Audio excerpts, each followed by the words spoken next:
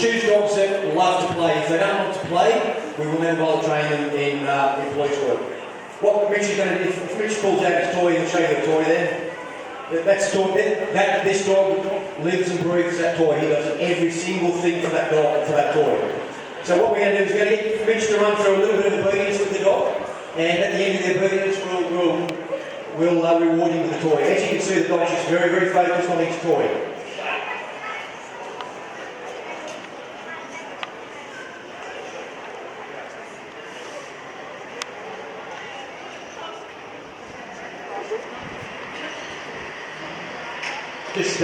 Just give him a stay and then drop him.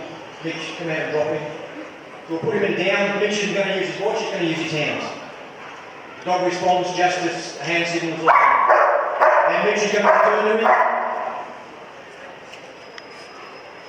The punch in the hand up in the air means sit to the dog. If we go like that, that means down. And what's going to happen, the dog's waiting for the reward. You can see how he's staring at the reward.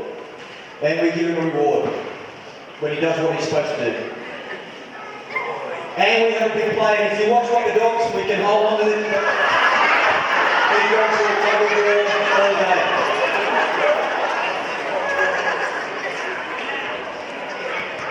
What I'm going to also get Mitch to do is simulate what we do when we, like I said, we track for offenders or for missing persons or whatever the case may be. We track, we search, and we detain people. When our dogs search, they don't go in and bite. What they do is they respond by locating and barking. Mitch is just going to give an example of that. That's what the dog does when he comes to the location. So if you're a missing person or an offender or whatever the case may be, the dog will locate you and bark. Very, very intimidating. We don't teach them to go and bite under any circumstances.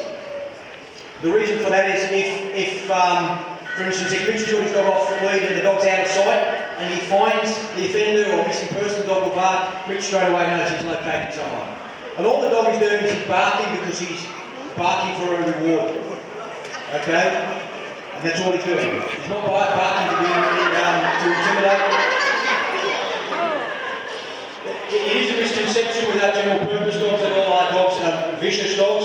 It's quite the contrary. If we have a vicious dog, more than likely, well, absolutely will not make it through one of our programs. The ideal police dog is a dog that we can switch on and switch on depending on the situation that arises.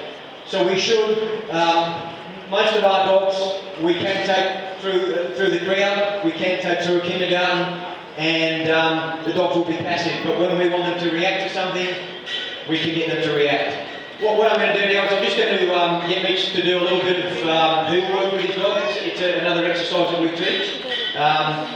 Bearing in mind it's very contaminated in here, so there's a lot of distractions. But what the dog's at heel at the moment. When Mitch moves off, the dog will remain at heel with him, and I'll send him through a few turns, and the dog will remain. If you notice that the dog is focused wholly and solely on that toy that he's got. All right, with your dog, quick march. Change of direction, about, turn. Change of direction, left, turn. Change of direction, about, turn. At the sit, hop. Bring me the hook. With your dog, quick march. Change of direction, about, turn. So if you look at the dog, he's just solely and fully focused on that toy. Change of direction, right turn. At the down, hop. What we do, when we're ready, we reward him with the toy. And again, that's what the dog loves. He does the right thing, he gets rewarded with the toy.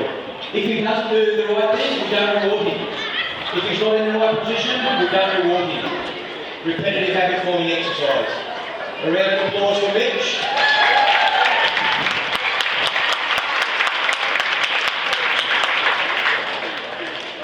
Alright, what we're going to do now, I don't know if you've seen the demonstrations before, but it's what it comes to see. We're going to replicate some criminal apprehension work.